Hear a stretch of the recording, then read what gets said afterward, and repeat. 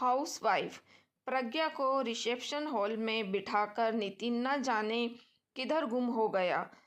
प्रज्ञा उस decorate hall में उसमें विचरित रूपसियों को देखकर चमकती सी हो रही थी। कहाँ तो आज अरसे बाद वह थोड़े ढंग से तैयार हुई थी।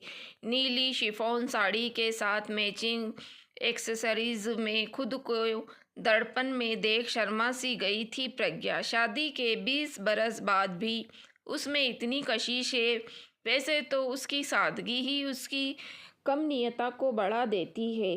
40 की उम्र में 30 की नज़र आना वाकई कमाल की बात है। घर से निकलते समय टीनएजर बेटी ने प्यार से कम्प्लीमेंट उछाल दिया था, हाय मम्मी, आज तो पार्टी में छा जाएंगी। लेकिन यहाँ तो समीकरण ही उलट गया था। उन आधुनिकाओं से अपनी सादगी की तुलना कर उस एयर कंडीशन हॉल में भी उसके माथे पर पसीने की बूंदें चूहू चूहा उठी। पर्स से रुमाल निकालकर अभी वह पसीना सुखा ही रही थी कि मेकअप में लिपि पोती सी एक मैडम मुस्कुराती हुई उसके सामने प्रकट हुई। एक्सक्यूज़ मी, आप मिसेज निखिल खरे हैं ना? प्रज्ञा कुछ बोलना सकने की स्थिति में नहीं थी। किसी तरह उसने स्वीकृति उत्तर में गर्दन हिला दी। मैं रमोला भारती केमिस्ट्री डिपार्टमेंट से हूँ। सर ने कहा है कि आपको सबसे मिला दूँ। प्रज्ञा उसके साथ स्वतंत्र चलने लगी। इनसे मिलिए, ये है मिसेज नितिन खरे। रमोला ने इस अदा से प्रज्ञा को सभी के सामने मिलाया कि कई जोड़ी निगाहें उसका एक्सरे करने लगी। वैसे आप करती क्या हैं?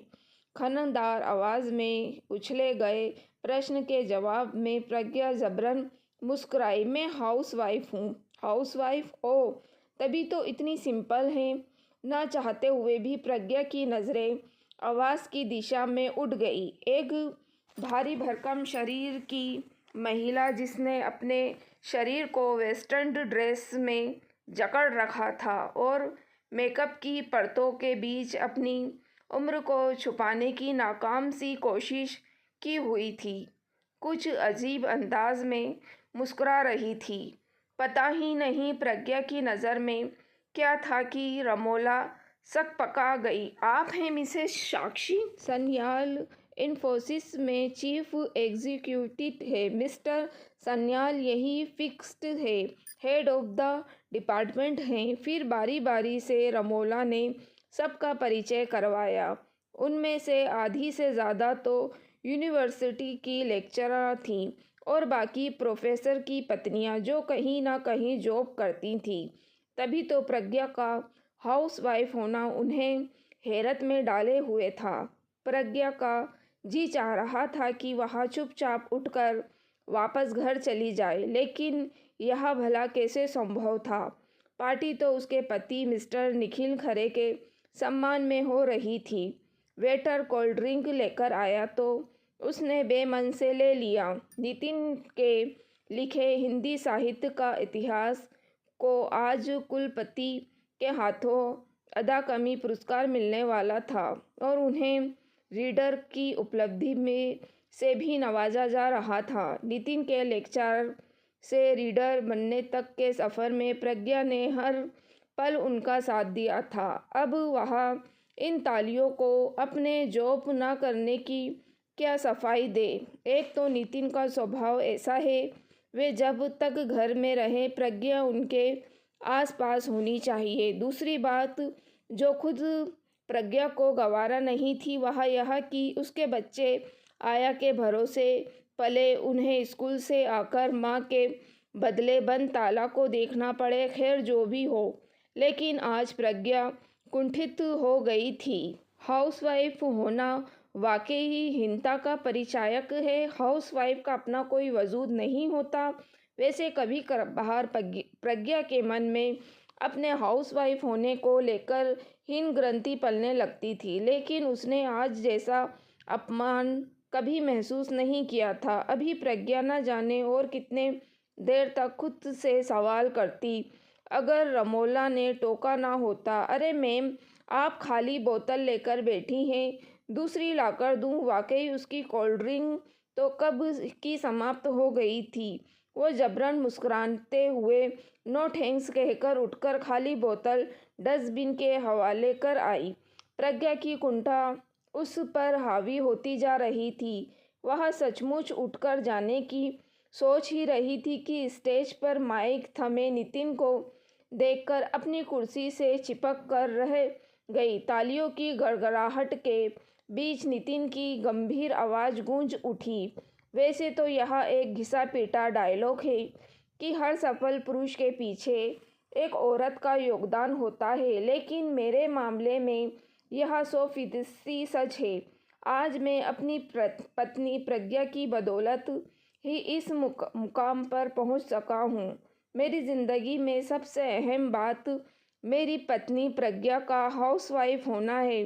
AA और गोल्ड मेडलिस्ट होते हुए भी मेरी इच्छा के खातिर प्रज्ञा हाउसवाइफ बनकर हर कदम पर मेरे साथ चलती रही। प्रज्ञा जैसे नींद से जागी उसकी कुंडा परत दर परत पिघलने लगी और नितिन का भाषण जारी रहा। तन मन से पूरी तरह समर्पित प्रज्ञा ने मुझे घर बाहर की तमाम जिम्मेदारियों से मुक्त नहीं रखा होता तो मैं इतना बड़ा ग्रंथ नहीं लिख पाता। आज के दौर में औरत का जॉब करना उसका स्टैंडर्ड सिंबल बनाता जा रहा है, लेकिन मुझे लगता है कि अगर प्रज्ञा भी कहीं जॉब करके खुद की पहचान तलाश कर रही होती तो शायद मैं आज भी एक साधारण सा लेक्चर बना रहता। तालियों की गड़गड़ाहट के साथ ही प्रज्ञा की कुंडा पूरी तरह बह गई। उसका एक्सरे करने वाली निगाहें अब झुकने लगी। शायद वे रंगे कपड़े पकड़ी गई थीं। पति के बराबर बल्कि ज़्यादा कमाने के रौब में वे पति और बच्चों को कितना तवज्जो देती हैं। क्या उनके पति कभी नितिन की तरह सरेआम उनकी प्रशंसा कर सकते हैं? शायद कभी नहीं। नितिन ने प्रज्ञा को कितना ऊंचा उठा दिया था, यह मेहमानों की नज़र में प्रज्ञा के प्रति उभर आए सम्मान से साफ पता चल रहा था। मैं तो यही जानता हूँ कि यह ग्रंथ मैं प्रज्ञा की बदौलत ही पूरा कर सका हूँ, इसलिए इस पुरस्कार की असली हकदार मेरी पत्नी प्रज्ञा है। I am proud of my lovely wife. तालियों की गूंज के बीच प्रज्ञा स्टेज पर पहुंची। कुलपति महोदय ने नितिन को मेडल पहनाया तो नितिन ने उसे प्रज्ञा के गले में डाल दिया। प्रज्ञा का चेहरा अलौकिक तेज से चमक उठा। अपने पति के एक वाक्य I am proud of my wife ने एक हाउसवाइफ को अपने हाउसवाइफ होने के से गर्व से अभिभूत कर दिया था। दोस्तों, अगर आपको कहानी पसंद आई है तो प्लीज़ आप मेरे चैनल वॉइस ऑफ नीलोफर को सब्सक्राइब ज़रूर कीजिएगा और मेरी वीडियो को लाइक और शेयर भी ज़रूर कीजिएगा। Thank you for watching.